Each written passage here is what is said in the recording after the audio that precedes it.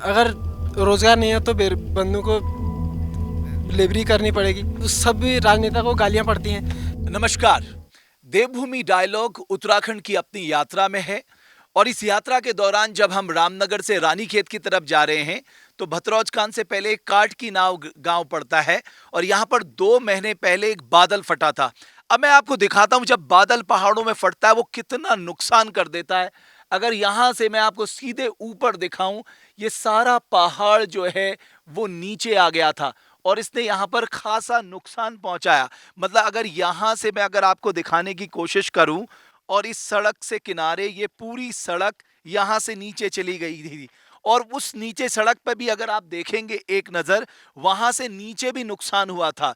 और ये cloud burst जो है ये ज्यादातर अब होने लगा है उत्तराखंड में। और आप देखिए कितना बड़ा आर्थिक नुकसान ये हमारे इंफ्रास्ट्रक्चर को करता है, रोड्स को करता है, यहाँ रहने वाले लोगों के लिए एक मुश्किल खड़ी कर देता है। आप इससे अंदाजा लगा सकते हैं। अब इसको रेनोवेट करने का काम कर रहे हैं, यानी पहाड़ में एक तो रोड बनाने में बहुत ज्यादा खर्च आता है, फिर आप देखिए इतनी बड़ी तबाही आ जाती है, प्राकृतिक तबाही, उससे होने वाला आर्थिक नुकसान, उसको भी राज्य को हर साल वहन करना पड़ता है।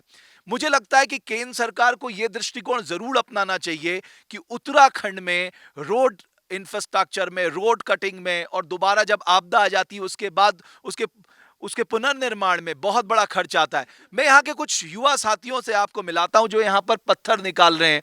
हम शायद कल्पना भी नहीं कर सकते कि इतने पत्थर निकालना, इसमें कितनी मेहनत लगती है, कितनी कोशिश करती है। आइए सबसे पहले मैं आपको मिलाता हूँ अमन से। अमन, मेरी अभी तुमसे बात हो रही थी, थोड़ा सा ये बताओ यार, ये जो अब चुनाव नजदीक हैं 2022 के, आपकी समझ क्या है राजनीति को लेकर, आपको क्या लगता है? नमस्कार सर, आप सभी को मैं बताना चाहूँगा कि राजनीति, अगर राजनीति में कोई भी हमारा पॉलिटिक्स आएगा, वो पहले ये करेगा हम 1 लाख रुपए ना, 1 लाख का हम आपको रोजगार देंगे या 5,000 रुपये रोजगार देंगे। अगर वो पहले से ही अगर ये कहेंगे तो हम यूथ हैं, वो भाई हमारा यूथ है, वो भाई हम सभी भाई यूथ हैं, हमको ये पत्थर नहीं फोड़ने पड़ते।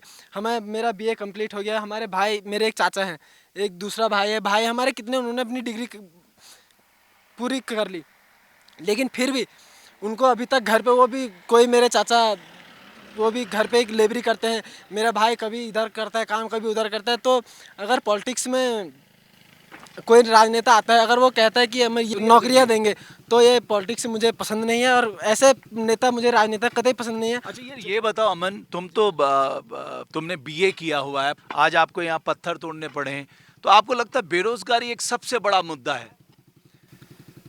बेरोजगारी मुद्दा सर ये है कि अगर रोजगार नहीं है तो बंदों को लेबरी करनी पड़ेगी, लेबरी से वो अपने घर चलाएंगे। हमारे ये भाई हैं, इनकी फैमिली है, हम अभी बंदे यूथ हैं, हाँ। हमारी कोई फैमिली नहीं, हमारे पेरेंट्स हैं फिर अभी कमाने वाले। तो हमारे राजनेता रोजगार तो देते नहीं, तो इसीलिए हमको छोटे मोटे ठेकेदारों के साथ लेबरी करनी पड़ती है। चलिए। तो सब भी राजनेता को गालियाँ पड़ती हैं, चाहे प्रधान हो, बीटीसी मेंबर हो या विधायक हो, कोई भी हो, सबको गालियाँ पड़ती हैं। तुम्हारी राय बहुत अच्छी रही। भाई जी, आप कहाँ चले गए वहाँ? भाई इधर आओ, तुम जरा एक मिनट इधर आना। तुम क्या करते हो? मजदूरी करते हो। तो आप देखिए यहाँ पर 4-5 जो हमारे युवा साथी हैं, ये पढ़े लिखे लोग हैं और इन्होंने बीए किया है, कोई एमए कर रहा है, लेकिन आप देखिए बेरोजगारी के चलते यहाँ ये पत्थर तोड़ रहे हैं। क्यों? अपना परिवार चलाना, अपनी आजीविका चलानी है।